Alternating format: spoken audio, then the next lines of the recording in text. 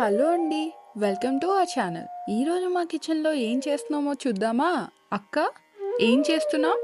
ఈరోజు మా కిచెన్‌లో మా నానమ్మ రెసిపీ పూసతో బెల్లం పాకం లడ్డూలు. ప్రాసెస్ ఏంటో చూసేద్దామా? ఓకే. హాఫ్ కేజీ శనగపిండి తీసుకొని చక్కగా జల్లించుకోండి. జల్లించుకున్న పిండిలో తగినంత వాటర్ వేసుకొని కలుపుకొని కొంచెం కొంచెం పిండి తీసుకొని పూసలా ఒత్తుకోండి.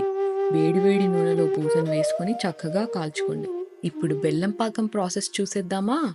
హాఫ్ కేజీ శనగపిండికి హాఫ్ కేజీ బెల్లం తీసుకొని తగినన్ని వాటర్ పోసుకొని స్టవ్ పై ముదురు పాకం వచ్చే వరకు మరిగించుకోండి. ముందుగా చేసిన పూసని క్రష్ చేసి పాకంలో వేసి కలపండి. ఇప్పుడు స్టవ్ని ఆఫ్ చేసి కొంచెం చల్లారాక లడ్డూల్లాగా కట్టుకోండి. అంతే, పూసతో బెల్లం పాకం లడ్డూలు రెడీ. మేమైతే దీన్ని హాట్ హాట్ కాఫీతో ఎంజాయ్ చేస్తాం. మీరు కూడా ట్రై చేస్తారా? చేస్తే మాకు తప్పకుండా కమెంట్ బాక్స్లో తెలియజేయండి. బాయ్.